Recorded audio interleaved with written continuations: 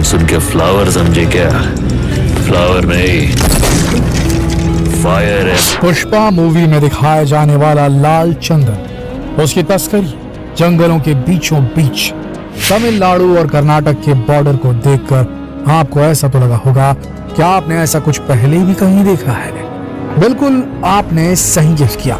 ये फिल्म पूरी तरह से एक ऐसे डाकू से इंस्पायर होकर बनाई गई है जिसने 40 सालों तक तमिलनाडु और कर्नाटक के जंगलों में राज किया। जी हाँ दोस्तों, वीरप्पन की जिंदगी से इंस्पायर होकर बनाई गई फिल्म पुष्पा आज सारे रिकॉर्ड तोड़ती जा रही है। अब तक इस फिल्म ने करीब 300 करोड़ रुपए कमा लिए हैं। लेकिन दोस्तों, जिस वीरप्पन के जीवन से इंस्पायर होकर इस फिल्म को बनाया गया है, क्या आप जानते हैं कि इस इंसान ने 40 सालों तक तमिलनाडु और कर्नाटक के जंगलों में राज किया था। इसे पकड़ना इतना आसान नहीं था। इसे पकड़ने के लिए बाकायदा सरकार ने 100 करोड़ रुपए खर्च किए थे। कहा जाता है कि इतना कुख्यात डाकू था कि इसने कन्नड़ के सबसे बड़े फिल्म स्टार राजकुमार को भी किडनैप कर लिया था। आखिर क्या थी इसकी कहानी, आइए जान। 18 अक्टूबर 2006 देश के सभी मीडिया चैनल से एक ही खबर दिखाई जा रही थी कि दक्षिण भारत का कुख्यात डाकू वीरप्पन एनकाउंटर में मारा गया। एक ऐसा डाकू इसे पकड़ना लगभग नामुमकिन था। इसे पकड़ने के लिए बड़े बड़े सर्च ऑपरेशन किए। सरकार ने इसे पकड़ने के लिए 100 करोड़ रुपए तक खर्च कर डाला, लेकिन इसके बाद भी वीरप्पन को नहीं पकड़ा जा सका। लोग इसी बात से हैरान थे कि आखिर वीरप्पन का एनकाउंटर कैसे हो सकता है। इस खबर पर किसी को भी यकीन नहीं था, लेकिन सच्चाई यही थी कि वीरप्पन का वाकई में एनकाउंटर हो चुका था। चंबल से लेकर दक्षिण भारत तक भारत में बड़े बड़े डाकुओं का राज रहा है, लेकिन दक्षिण भारत के वीरप्पन को आखिर कौन नहीं जानता। लंबे समय तक इसने जंगलों में राज किया। कहा जाता है कि जंगल उसका घर हुआ करता था। जंगल का ऐसा कोई कोना नहीं था जिसके बारे में ये नहीं जानता था। काफी लंबे समय तक जंगलों में रहकर इसने कर्नाटक और तमिलनाडु की पुलिस को चकमा दिया। हालांकि वीरप्पन जैसे डाकू को पकड़ना इतना आसान नहीं था, लेकिन लंबी प्लानिंग के बाद वीरप्पन को पकड़ा जा सका। लेकिन पुलिस ने उस वक्त एक मौका भी नहीं गंवाया। मौका पाते ही लगातार उस पर 338 राउंड की फायरिंग की, तब कहीं जाकर वीरप्पन को पकड़ा जा सका। डाकू बनने की इसकी कहानी तो वैसे 1962 से ही शुरू हो चुकी थी, जब सिर्फ 10 साल का था। 10 साल की उम्र में इसने एक तस्कर का कत्ल किया। उसी वक्त फॉरेस्ट विभाग के 3 अफसरों को भी इसने मार गिराया था। वीरप्पन के गांव वालों के मुताबिक वीरप्पन एक बहुत ही गरीब परिवार से ताल्लुक रखता था। उस वक्त स्मगलिंग करने के लिए फॉरेस्ट विभाग के कुछ अफसरों ने ही इसे उकसाया था। लेकिन जब ये स्मगलिंग करके खूब पैसा कमाने लगा तो इसे मारने के चक्कर में अधिकारी खुद इसके पीछे पड़ गए। इसके बाद वो अपनी जान बचाने के लिए जंगलों में भाग गया। इसके बाद फिर एक नई कहानी शुरू हुई। जंगलों में रहते रहते सिर्फ 17 साल की उम्र में इसने पहले हाथी को मारा, जिसके बाद से ये जंगलों में ही पला रहा। जंगलों में रहकर इसने करीब 2000 हाथियों को मारा। कहा जाता है कि हाथियों के सिर के ठीक बीचों बीच गोली मारा करता था।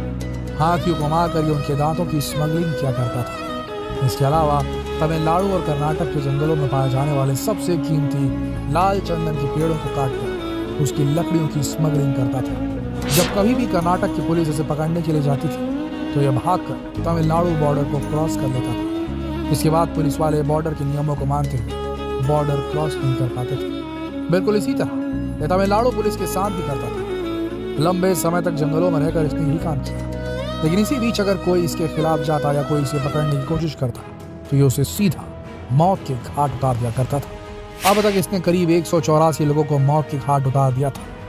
पैसों के लिए बड़े बड़े व्यापारियों का अपहरण करता, फिर उनके परिवार वालों से फिरौती मांगता था।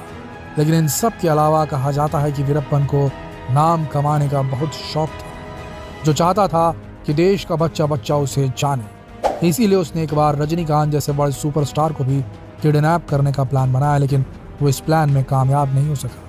लेकिन फिर 1997 में इसी जंगल में एक इंसान की आंख कान पर पट्टी बांधकर उसे घसीटते हुए इन जंगलों में लाया गया। उस व्यक्ति का नाम था राजकुमार, जो कन्नड़ फिल्मों के एक बहुत बड़े सुपरस्टार थे। जैसे ये खबर बड़े बड़े न्यूज चैनलों को लगी कि कन्नड़ फिल्म के मशहूर एक्टर राजकुमार का अपहरण वीरप्पन के द्वारा कर लिया गया, तो लोगों में हड़कंप मच गया। लोग अब वीरप्पन का नाम जानने लगे थे। वीरप्पन की दहशत फैलती जा रही थी। राजकुमार को छोड़ने की एवज में उसने 50 करोड़ रुपए की डिमांड रखी। उसे पकड़ने के लिए स्पेशल टास्क फोर्स बनाई। लंबे समय तक सर्च ऑपरेशन चलता रहा, लेकिन वीरप्पन किसी के हाथ नहीं आया, क्योंकि जिस जंगल में वीरप्पन रहता था उस जंगल को उससे बेहतर और कोई नहीं जानता था। लेकिन वीरप्पन यहाँ पर नहीं रुका। सन 2002 में उसने कर्नाटक के लिए एक मिनिस्टर नागप्पा को किडनैप कर लिया। मांग पूरी न होने पर वीरप्पन ने उन्हें मार दिया। इस समय वीरप्पन की दहशत इतनी ज्यादा बढ़ चुकी थी कि उसे पकड़ने के लिए सरकार अपने आप को लाचार महसूस कर रही थी। आखिरकार सरकार ने वीरप्पन को पकड़ने के लिए 5 करोड़ रुपए का इनाम रखा, लेकिन इसका भी कोई फायदा नहीं हुआ। इसके बाद 2001 में विजय कुमार को एसटीएफ का चीफ बना दिया गया। विजय कुमार को एसटीएफ का चीफ बनाने के पीछे तमिलनाडु की पूर्व मुख्यमंत्री जयललिता का हाथ था।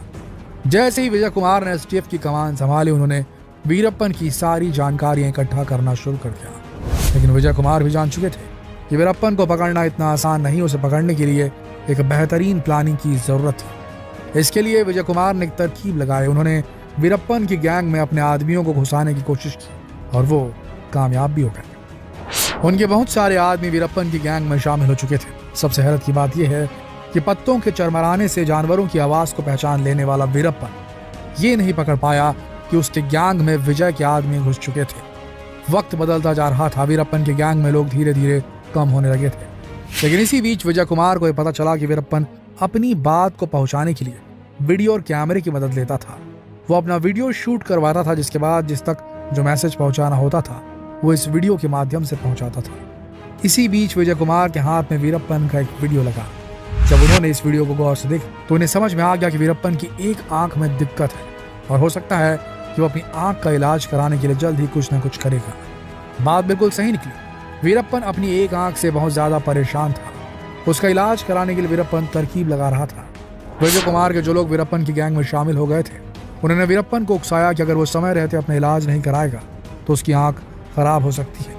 आखिरकार वो दिन आ गया जिस दिन एसटीएफ का बहुत बड़ा सपना पूरा होने वाला था। वीरप्पन को पकड़ने की सारी प्लानिंग हो चुकी थी। वीरप्पन की गैंग में शामिल हुए विजय कुमार के लोगों ने वीरप्पन से कहा कि सड़क किनारे की एम्बुलेंस आएगी जो उसे हॉस्पिटल ले जाएगी, लेकिन असलियत में कोई एम्बुलेंस नहीं थी, बल्कि पुलिस की गाड़ी थी जिसमें ड्राइवर और वार्डन विजय कुमार के आदमी थे।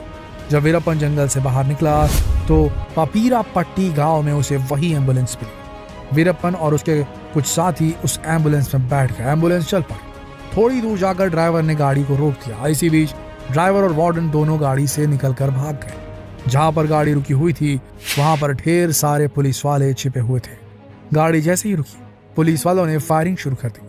करीब 338 राउंड की फायरिंग की गई, लेकिन इन 338 राउंड की फायरिंग में वीरप्पन को सिर्फ 2 ही गोलियां लगी। इस घटना के बाद हर कोई हैरान था कि वीरप्पन का एनकाउंटर नहीं हो सकता। कई लोगों ने कहा कि पुलिस ने उसे जिंदा पकड़ने की कोशिश भी नहीं की, लेकिन इंक्वायरी में पता चला कि पुलिस वालों ने वीरप्पन को चेतावनी दी थी। लेकिन इसी बीच उसने गोलियां चलाना शुरू कर दिया, जिसका जवाब देते हुए पुलिस वालों को फायरिंग करनी पड़ी। इस ऑपरेशन के खत्म होने के बाद विजय कुमार ने वीरप्पन के ऊपर एक किताब भी लिखी जिसका नाम था वीरप्पन चेजिंग द ब्रिगेड। इस किताब में उन्होंने बताया कि उन्होंने किस तरह से वीरप्पन को पकड़ा। दोस्तों, ये था दक्षिण भारत का कुख्यात डाकू वीरप्पन, और आज उसी की कहानी से प्रेरित होकर पुष्पा मूवी को बनाया गया है, जो आज के समय एक बहुत बड़ी ब्लॉकबस्टर फिल्म साबित हो रही है। अगर आपने इस फिल्म को अभी तक नहीं देखा उसे जरूर देखिएगा। मिलते हैं अगले वीडियो में। अगर आपको वीडियो पसंद आया तो इसे लाइक और शेयर कीजिएगा और चैनल से जुड़े रहने के लिए सब्सक्राइब बटन दबाना ना भूलिएगा। तो फिर मिलते हैं एक और दिलचस्प और रोचक स्टोरी के साथ। तब तक के लिए आप सबका इस वीडियो के अंत तक बने रहने के लिए दिल से धन्यवाद।